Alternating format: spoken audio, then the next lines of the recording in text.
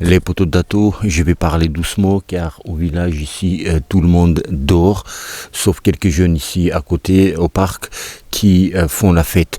Les Boudato, Lomachenko, enfin, Lomachenko, il va boxer. C'est officiel, il a déjà un adversaire et on va parler de cet adversaire-là.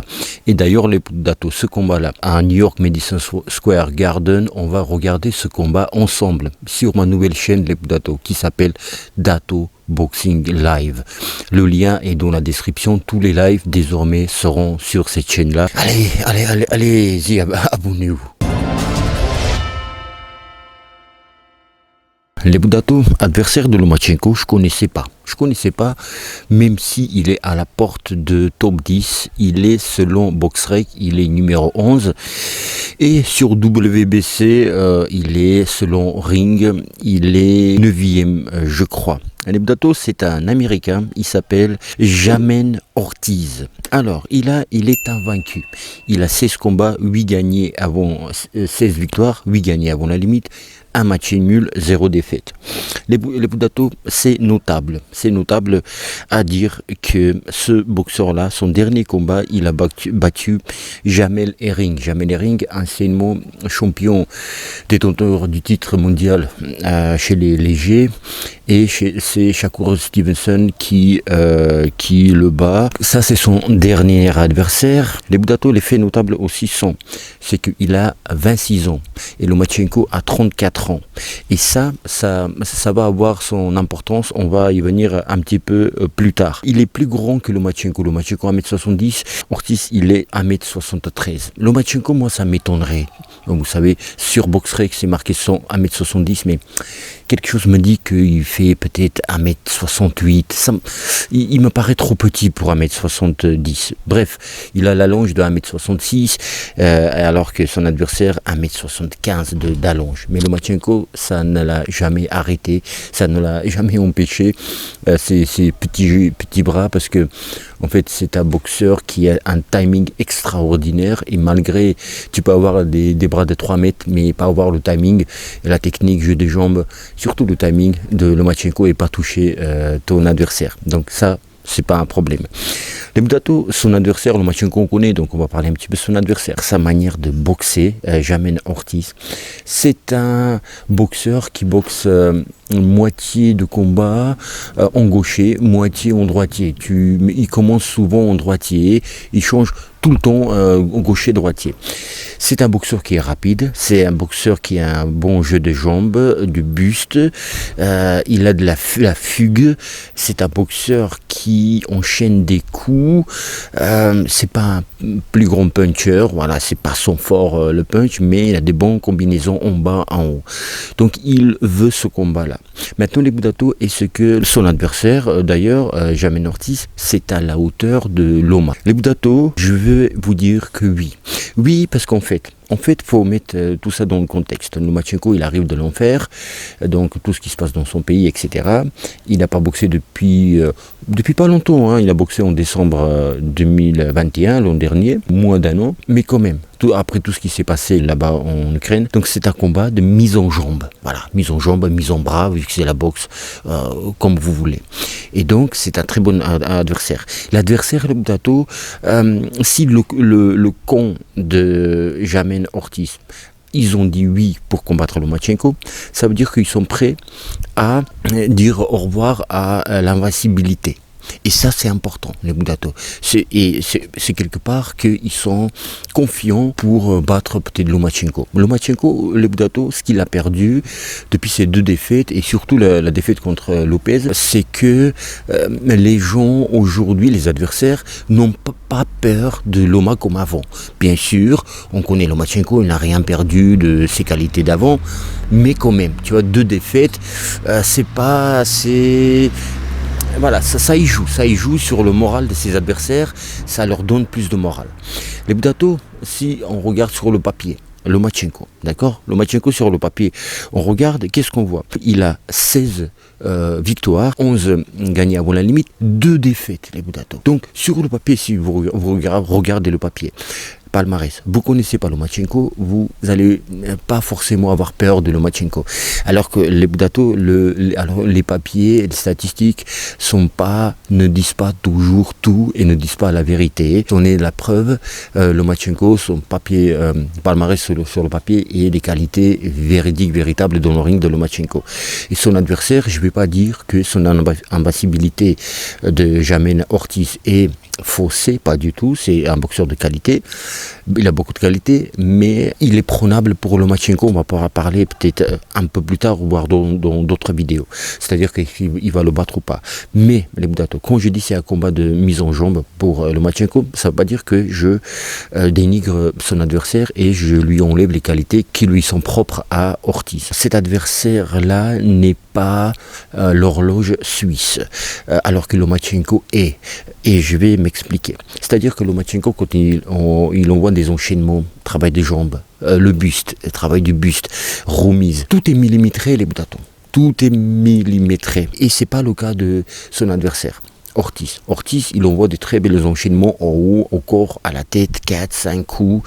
Il lâche pas son adversaire. Ses adversaires ne sont jamais tranquilles car Ortiz, il est assez actif dans sa boxe. Je disais, il n'est pas horloge suisse parce qu'en fait, il envoie ses enchaînements, 4, 5 coups à l'entraînement.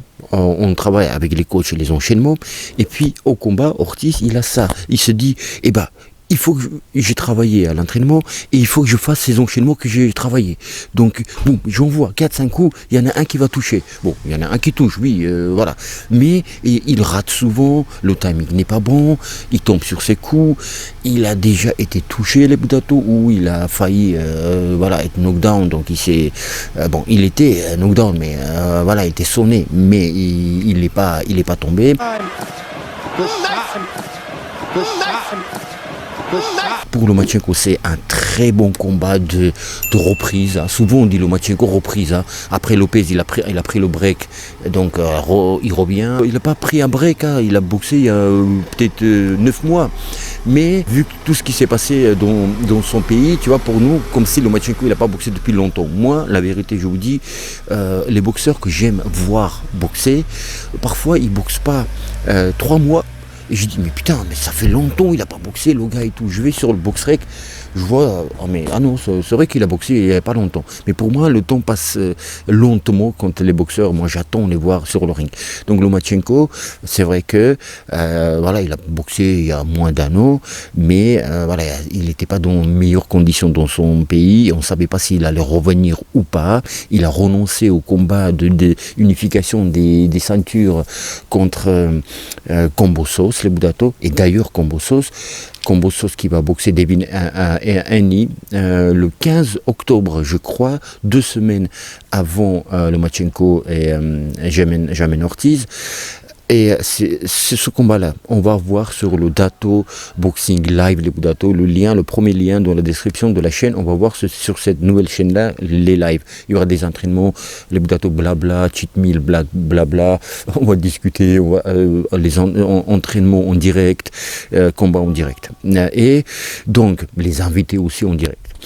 Et donc, ce combat-là, Kambosos et Devin Haney, le 15 octobre, 2 semaines avant, on va regarder sur le Dato Boxing Live et aussi Lomachenko et Ortiz sur Dato Boxing Live. Et les Budato. Maintenant, le vainqueur entre Kambosos et Devin Haney en Australie, c'est le défense des titres pour Haney et de toutes les ceintures. Il est champion unifié, champion absolu. Et apparemment, le vainqueur entre Lomachenko et Ortiz va combattre le vainqueur entre Devin Haney et Kambosos. Et là, les Budato, peut-être que début d'année, vers février-mars, et on va voir Lomachenko, Devin Haney. Et là, les Budato, c'est quelque chose. Donc, ces 2 combats-là sont extrêmement importants. Alors, maintenant, il y a aussi l'âge, les Budato, cette fugue, cette rage de vaincre du jeune Ortiz de 26 ans. Il a aussi cette assurance, je vous disais, d'un vaincu c'est très important, les Budato. Il ne faut pas dénigrer cette ascendance psychologique que il aura, en tous les cas, les premiers 2 rounds, allez, Ortiz sur Lomachenko. C'est un adversaire, oui, prenable pour Lomachenko. C'est un adversaire, outre que prenable, les Budato. Il va faire travailler Loma. Ce combat-là, il va être extraordinaire. Alors, je vous vends pas, les Budato, n'importe quoi ici, d'accord, sur Dato Boxing. Quand je vous dis extraordinaire, ça veut pas dire c'est Lomachenko contre Debinani ou contre, je sais pas moi, Combosos qu'on voulait voir, ou Lopez Revanche, etc. Des combats bankable extraordinaires. C'est pas ça. Mais au niveau pugilistique, les Budato, il va faire travailler Lomachenko. C'est-à-dire que il va faire briller Lomachenko. Voilà, il va toucher aussi 1-2 fois Lomachenko. Lomachenko va pas être sonné, mais vu qu'il envoie beaucoup de coups, il tombe sur ses coups. Lomachenko, il va le provoquer, reculer, esquiver, parce qu'il envoie beaucoup de directs. Donc Lomachenko, il va esquiver. De là, je vous dis que ça va être joli et ça va être beau. En plus, il n'est pas dangereux. Lomachenko n'aime pas les boxeurs qui frappent fort, bon sang. Là, j'aurais crié, mais là, je peux pas. Voilà, je vous ai déjà dit pourquoi. Parce que Lomachenko, apparemment, les bruits courent que Lomachenko a eu peur dans le combat dans le ring. Il avait peur du punch de Lopez. C'est pour ça qu'il était sur le retenu. Parce que quand Lopez, il bat Commey, son nom allait m'échapper, Richard Commey, il le met KO avec sa droite. Lomachenko, il était assis dans les premiers rangs.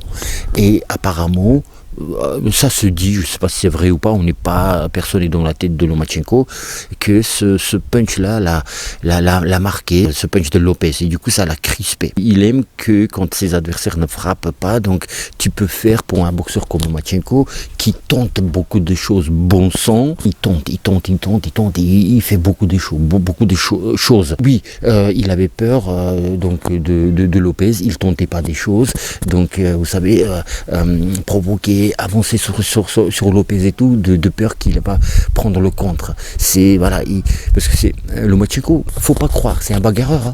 Lomachenko, c'est un bagarreur.